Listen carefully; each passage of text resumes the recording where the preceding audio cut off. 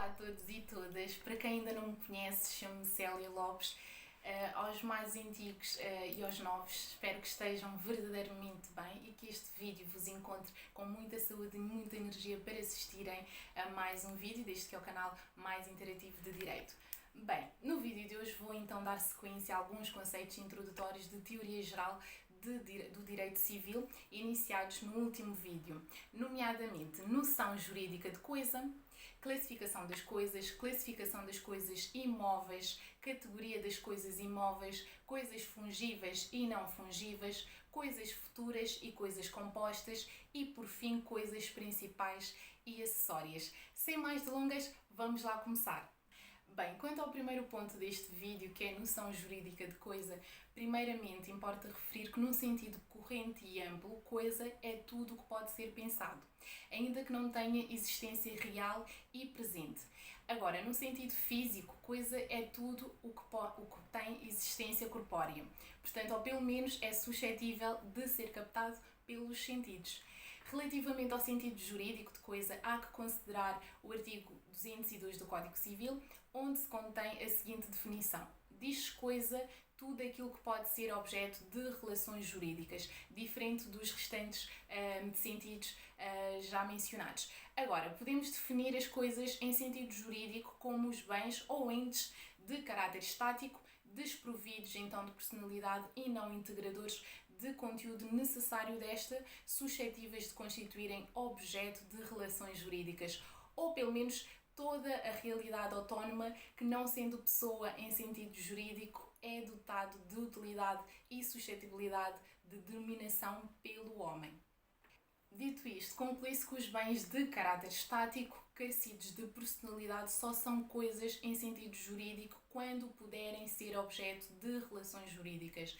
Assim, para esses efeitos, devem então ter-se em conta estas características. Por um lado, a existência autónoma ou separada, por outro, a possibilidade de apropriação exclusivas por alguém e, por outro, a aptidão para satisfazer interesses ou necessidades humanas. Agora, o inversamente não tem lugar, não é necessário. Quando se trata de bens de natureza corpórea, quando se trata de bens permutáveis, isto é, com valor de troca, ou ainda quando se trata de bens efetivamente apropriados. Dito isto, o Código Civil define no seu artigo 204 os seguintes tipos de coisas. E dá também o conceito de frutos nos termos do artigo 212 e ainda define as benfeitorias nos termos do artigo 206. Dito isto, passamos então para a classificação das coisas. Assim, nos termos do 203 do Código Civil, temos então as várias classificações de coisas. Por um lado, as coisas corpóreas, que são caracterizadas por serem apreendidos pelos sentidos. Por outro, as coisas incorpóreas, que são então as meras criações do espírito humano, não podendo tais ser apreendidas pelos sentidos. E por fim, coisas materiais e imateriais. As coisas materiais são também coisas corpóreas, mas as coisas imateriais podem ser corpóreas ou incorpóreas. Assim, os direitos sobre as coisas corpóreas seguem o regime especial do Código Civil, enquanto os direitos sobre as coisas incorpóreas são regidos por lei especial nos termos dos artigos 1302 e 1303 do Código Civil. Além desta classificação, importa ainda distinguir que existem coisas no comércio e coisas fora do comércio.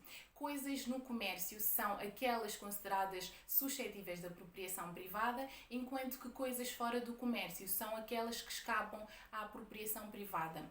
Estão assim à disposição da generalidade dos homens e são comuns a todos.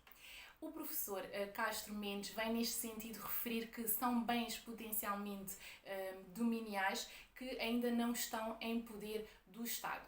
São assim coisas que não são individualmente apropriáveis porque o seu próprio regime não permite essa apropriação e outras coisas que, embora possam ser objeto de relações privadas, são insuscetíveis de apropriação individual e aqui incluem-se bens de personalidade. Agora passamos para as categorias das coisas imóveis, que vem definida então nos termos dos artigos 204 e 205 do Código Civil e faz uma enumeração de coisas imóveis de coisas móveis. Da confrontação das diversas categorias, cria-se a sua condução em dois grupos. Por um lado, coisas imóveis por natureza, que são, por exemplo, prédios rústicos, prédios urbanos e águas do seu estado natural. Por outro lado, imóveis por relação.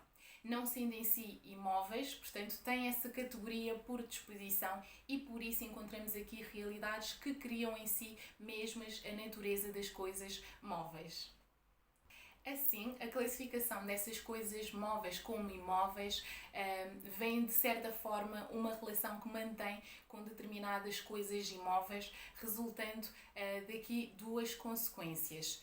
Por um lado, quebrada essa relação com a coisa imóvel, essas coisas readquirem a sua qualidade de móveis e passam então pelo direito a ser tratadas como igual. Por outro lado, ao incluir essas coisas na categoria de imóveis, o legislador pretendeu, no fundo, mais do que classificá-las como tal, atribuir-lhes então o regime jurídico das coisas imóveis.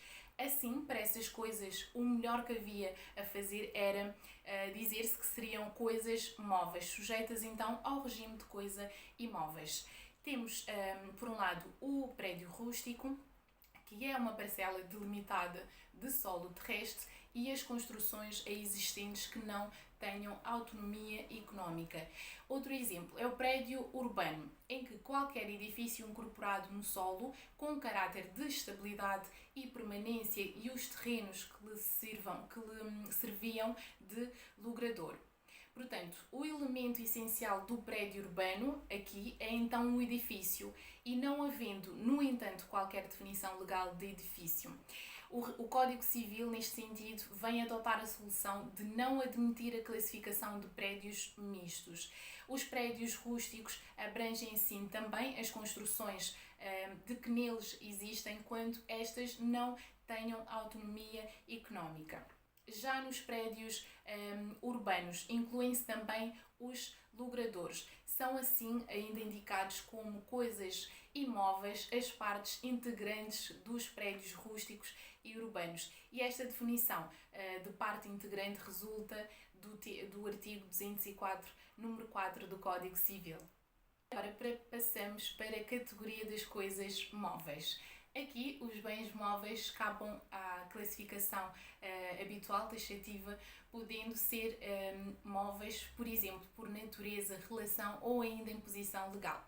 Temos assim coisas semoventes, que são no fundo uma categoria das coisas móveis. Não estão previstas autonomamente no Código Civil e abrangem as coisas que se movem por si mesmas em virtude de uma força anímica própria, incluindo-se, portanto, os animais, com exclusão do homem. Dito isto, há direitos que só podem ter por objeto coisas imóveis, como por exemplo direitos de habitação, direitos de superfície, servidões prediais e ainda condomínio horizontal. Ainda assim, há direitos reais de aquisição que podem incidir sobre coisas imóveis e sobre móveis sujeitos a registro. Portanto, são registáveis assim, além de todos os imóveis, por exemplo, os veículos, automóveis, as embarcações e navios e ainda as aeronaves. Esta classificação também faz referência ao artigo 205, número 2, ao mandar então aplicar às coisas móveis sujeitas a registro o mesmo regime das coisas móveis em tudo que não seja regulado, especialmente regulado. Agora passamos para o ponto de noção de coisas fungíveis e não fungíveis. Bem, a diferença nestes dois termos assenta principalmente na posição por elas ocupadas na relação jurídica. Em certos casos em que são considerados no direito pela sua individualidade, ou seja, pelas suas características específicas, ao contrário, noutras relações jurídicas, as coisas são tomadas segundo o seu género e determinadas apenas pela sua qualidade e pela sua quantidade. As primeiras, no caso, as coisas fungíveis, são dotadas de individualidade e de especificidade, porque só essas coisas é que têm essa característica específica e mais nenhuma outra coisa tem essa característica. E é neste elemento específico que se encontram a vontade e a interação e a intenção da pessoa que contrata a respeito dessa coisa que tem essas características específicas. Já as segundas, no caso, as coisas fungíveis, as coisas não fungíveis, aliás, só valem pelo que nelas há de genérico, ou seja, pelo que nelas há de comum em relação a outras do mesmo género. E é nesse elemento genérico que se concentram então a vontade e a intenção das pessoas que contratam sobre esses tipo de coisas. Nos termos do artigo 207 do Código Civil, temos que a suscetibilidade na relação jurídica da coisa poder ser substituída por outra equivalente. Portanto, se essa coisa é substituível, é então fungível. E se for insubstituível, é então denominado de não fungível. Agora, o critério de classificação não pode ser aferido no plano jurídico, relevando-se assim a noção de coisa fungível pela referência à situação da coisa na relação jurídica. Dito isto, ainda importa referir que existem coisas consumíveis, coisas divisíveis e ainda coisas indivisíveis. As coisas consumíveis são aquelas que resultam do artigo 208 do Código Civil, são então as coisas cujo uso regular importa a sua destruição ou a sua alienação. Já as coisas divisíveis são aquelas que são consideradas poderem ser fracionadas sem alteração de sua substância ou diminuição de valor ou ainda prejuízo para o uso a que se destinam, nos termos do artigo 209 do Código Civil também. Agora, não será um critério natural ou físico, antes um critério jurídico. A razão deste facto resulta do simples facto no campo meramente físico, as coisas poderem ser divisíveis e poderem assim deixar de ter utilidade sob o ponto de vista jurídico. Logo que o fracionamento de uma coisa implique a alteração da sua substância ou do valor, ela será então juridicamente indivisível. A distinção não se esgota neste critério, havendo ainda a possibilidade de certas coisas divisíveis serem consideradas indivisíveis por força de disposição específica na lei ou ainda por convenção das partes e imposição legal, conforme o artigo 1376 do Código Civil nos exemplifica. Dito isto, passamos então para a categoria das coisas futuras e coisas compostas. As primeiras, no caso as coisas futuras, são aquelas que não estando em poder do disponente ou a que este não tem direito ao tempo da declaração negocial. Este conceito impõe a necessidade de se fixar um momento em função do qual a existência da coisa se determina. E esse momento é o da declaração negocial, de que a coisa é objeto. E esta definição legal baseia-se em dois critérios. Por um lado, o critério da existência e, por outro, o critério da titularidade do direito em causa. Portanto, tanto é coisa futura, aquela que não existe no momento da declaração negocial, como aquela que existe e não está ao tempo de declaração negocial na disponibilidade do disponente. Dito isto, as coisas compostas, por seu turno, identificam-se estas com a universalidade de facto, como prevê o artigo 206 do Código Civil. E segundo o professor Inocêncio Galvão Teles, universidade de facto será o complexo de coisas jurídicas pertencentes ao mesmo sujeito e tendentes ao mesmo fim. Portanto, fim esses que a ordem jurídica reconhece e trata como formando de uma coisa só. Agora, das universalidades de facto, convém ainda delimitar as universidades de direito, universidade esta que será constituída por elementos patrimoniais, ativos e passivos também, e vinculações.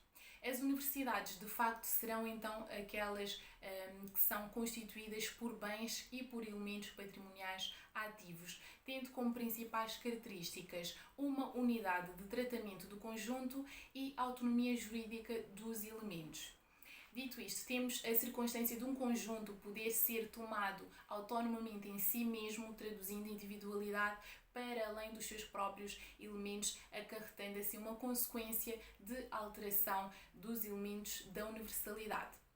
Assim, verificando-se a universidade de facto não perde a sua individualidade e essa variabilidade de elementos da universidade, da universalidade, pode manifestar-se através de três modalidades distintas. Por um lado, a compressibilidade, que se traduz na possibilidade de diminuição dos elementos da universalidade, a extensibilidade, que envolve então a possibilidade de aumento dos elementos da universalidade, e por fim a fungibilidade, que visa então a viabilidade de substituição dos elementos da universalidade existente em certo momento por outros. Ainda temos, por outro lado, coisas principais e coisas acessórias. Aqui, a classificação de coisa acessória pressupõe a existência de uma coisa que será a coisa principal. Isto é, a coisa que existe em si mesma e que não pressupõe a existência de uma outra. É facto. E desta outra, e é desta outra que ela, coisa acessória, depende. Temos assim, por um lado, a coisa principal, sendo aquela cuja existência ou sorte jurídica não está na dependência de outras, conforme o artigo 210, número 1 do Código Civil.